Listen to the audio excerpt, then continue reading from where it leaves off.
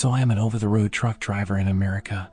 I generally stay in the Midwest as I enjoy the open road and less traveled areas. I tend to drive at night because the roads are a lot more empty and there tends to be less traffic/construction going on around that time.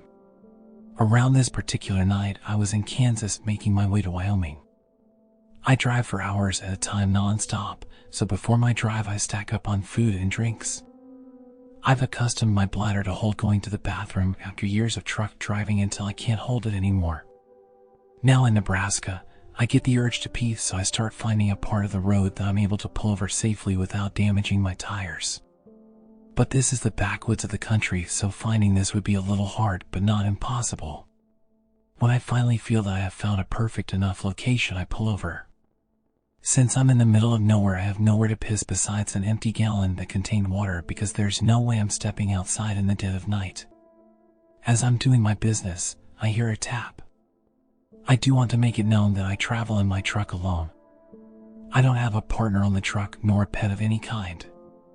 The truck radio is off, the windows are up, and all you can hear from my perspective is the hum of the truck running. I begin to look for the sound, which at first I thought was my mini fridge, because when it gets unplugged the melted water from the freezer will leak out and start to make a patter noise on the floor. I checked and it wasn't that, and in realizing this I noticed the tap sounded more like a small rock hitting the side of the truck, the driver's side in particular. Within my truck I start to look outside of the driver window but don't find anything in particular, so I start to look out of all the windows. I don't see anything anywhere, so I start to think it could be the truck itself. I get back in the driver's seat to get out of the truck to look under the hood. As I'm about to step out, another small rock hits my door. And I look out into the side of the road where in the field stand these tall corn stalks. Keep in mind, corn stalks are tall, I'm standing on the top step of my truck and I can see right above them. And in looking out into the darkness, I see the top of someone's head, just the top, not even a forehead, just their hair, which was black. The average height of a cornstalk is 8 feet, so I don't know about you, but whoever that was had an advantage. I get back in the truck and lock the doors, put the window down a tad bit and yell, "Hey, you need help?" No answer. "Hey man, you good?" No answer, so I say it and put the truck in gear and haul ass. I don't even look back, just try to get away from them and the area as fast as the truck will go after being at a standstill on the side of the road. I drive for hours until I reach Wyoming and pull over at a truck stop to get some sleep. Before heading to sleep, I go inside the truck stop to get some food, and as I'm coming back to my truck I see marks on the back of the passenger side of the truck as if someone had keyed my truck. I start angrily looking around to see who it could have been, but can't really come to a conclusion since most of the other drivers weren't in their front seat. Then, I start looking around my entire cab and notice the marks are also on the back of the cab near the platform where the cab and trailer connect. I start remembering about the person I saw in the field and thought it was them, but I don't remember feeling anyone hop on back there, so I was left puzzled. Nothing else happened for the rest of the day, thankfully, so I'm not sure who that person was or what they wanted or what their intentions even were, and I'm glad I never ended up finding out.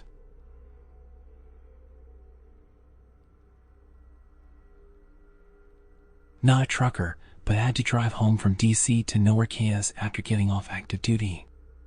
I didn't have anything but my car, some clothes, and my late grandpa's old service revolver to my name. Couldn't leave base until 5 p.m., which put me in West Virginia after dark.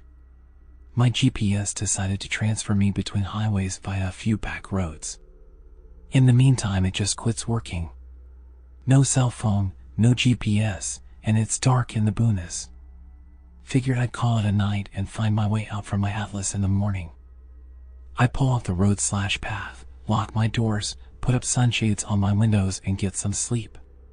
It was a nice hatchback sleeper setup, IMHO. I was just starting to doze off when I hear footsteps on gravel. I perk up, and it's definitely something on 2 legs, and it's definitely getting closer. So I fumble to get my sidearm without looking while trying to peek through the shade to see anything. Black, I can't see a damn thing. All the wildlife is silent and I can hear footsteps circling the car. Back passenger handle pulled, front, driver rear. Hatch. Silence. I'm hoping they'll think it's abandoned and off. I pull back the hammer on the revolver, and as soon as it clicks, there's a pounding on the hatch glass.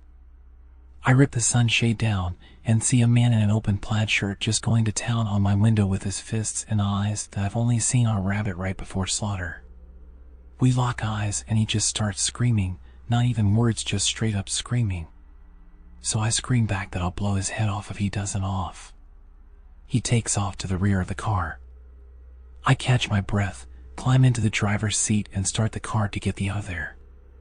Suddenly my window just explodes into nothing. Later learned that broken spark plugs will do that, and he reaches in the car, yanks me out the window. Terrified, I fall awkward as shit as I clear the window, so I'm on the ground, he's kicking the shit out of me, and I'm scrambling trying to find the gun I dropped in the commotion. Seemingly out of nowhere, this random middle-aged guy comes charging out of the woods and decks the. They tussle a bit. I find the gun under the car. Crazy guy went off and I draw down on Crazy too. He puts his hands up, asking me not to shoot and generally being rational. I asked what he was doing out here and he said, well, I'm not here to spiders, then explained he's out here on vacation in a cabin, heard screaming and came to help. I thanked him and got out of there, found a Walmart a few towns over, and slept under a street lamp. Called my dad the next day to tell him I'd be late because I had to replace a window and explain what happened. When he heard the spider thing, he laughed and made a joke about his dad always saying that because he had a bunch of Australian pilot buddies. Apparently it means like the does it look like I'm doing now. My grandpa died before I was born, and I'd actually never seen a photo of him aside from a service photo when he was about 20. So I get home and I go to put grandpa's gun back in dad's lockbox. I almost shit my pants when I see a photo inside of my dad with the dude that saved me, down to the clothes. I flip it over and it's got my dad and grandpa's names on it and 1990 on it. So I ask my dad when that picture was and he says it's special because that was taken the morning of grandpa's accident.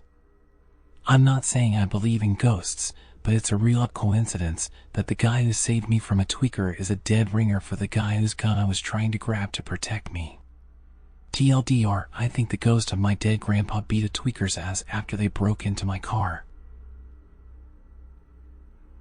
I was running through California one night, SR 58 to be exact, Tehachapi, and started to get sleepy. I pulled out on the side of the road and decided to take a nap.